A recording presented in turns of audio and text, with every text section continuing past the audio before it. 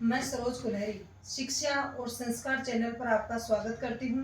आज अपन चर्चा करते हैं अपने नई पीढ़ी या युवा बच्चों में बढ़ता हुआ तनाव और डिप्रेशन की स्थिति कि क्यों होता है। क्योंकि आजकल की नई पीढ़ी को माँ बाप की, अभिभावकों की, बड़ों की टोका टोकी बिल्कुल भी पसंद नहीं है।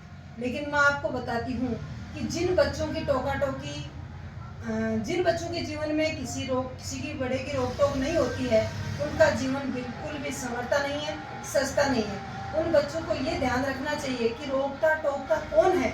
जो अपना सबसे अच्छा हित चाहता है वो टोकेगा अपने को। आप सोचिए कि अपना कौन भला चाह रहा है और कौन बुरा। आप कोई बुरा काम कर रहे हो और आपका साथ वाला या आपका पड़ोसी या अपना कोई रिश्तेदार आपको प्रोत्साहन कर रहा है, उस काम के लिए आपको बार बार मोटिवेट कर रहा है कि आप ठीक कर रहे हो, तो क्या वो आपका हितैषी है? आपके माता पिता कभी भी गलत काम के लिए आपको मोटिवेट नहीं करेंगे, इसलिए वो आपको बुरे लगते हैं और आप में तनाव पैदा हो जाता है। लेकिन ऐसा नहीं है, वो आपके सबसे बड़े हितैषी हैं। मैं आपको एक छोटा सा उदाहरण देके समझाऊंगी कि एक मूर्तिकार होता है, वो मूर्ति बनाने का काम करता है और मूर्ति बनाकर ही अपना जीवन यापन करता था। उसका बेटा जब 8, 9, 10 साल का हुआ तो वो अपने पिता का उस काम में हाथ बटाने लग गया। धीरे धीरे वो अपने पिता के पास हाथ बटाता बटाता इतना काम सीख गया। लेकिन जब वो उनका बेटा पास में काम करता था तो पिता बार बार टोकता रहता था कि बेटा तूने ये नाक अच्छी नहीं बनाई, तूने हाथ अच्छे नहीं बनाए, तूने आंख में अच्छा लुक नहीं दिया। तो बार बार टोकने से वो अपनी कला में इतना पारंगत हो गया कि धीरे धीरे बाप पिता के द्वारा बनाई गई मूर्तियां कम और बेटे के द्वारा बनाई गई मूर्तियां ज्यादा बिकने लगी।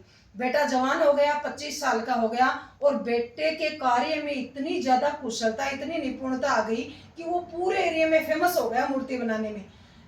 जब वो एकदम परफेक्ट हो गया तो भी उनका पिता वही काम करता था कि बेटा ये ऐसे कर ऐसे कर। अब उस लड़के को टाका टाकी बिल्कुल भी पसंद नहीं था कि ये मेरे को क्यों टोक रहे हैं।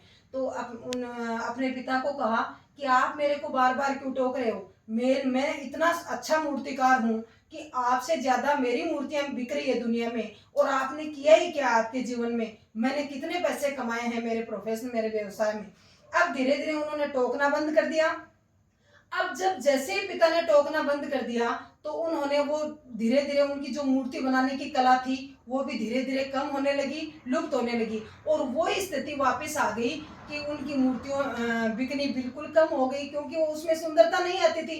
उनको टोका टोकी वो तो बिल्कुल पसंद नहीं था और वो वापस अपनी स्थिति में ही आ गया। तब उसके समझ में आई कि जीवन में रोकने टोकने वाला होना बहुत जरूरी है, तभी अपने जीवन में सुंदरता आती है, तभी अपने जीवन में निखार आता है। धन्यवाद।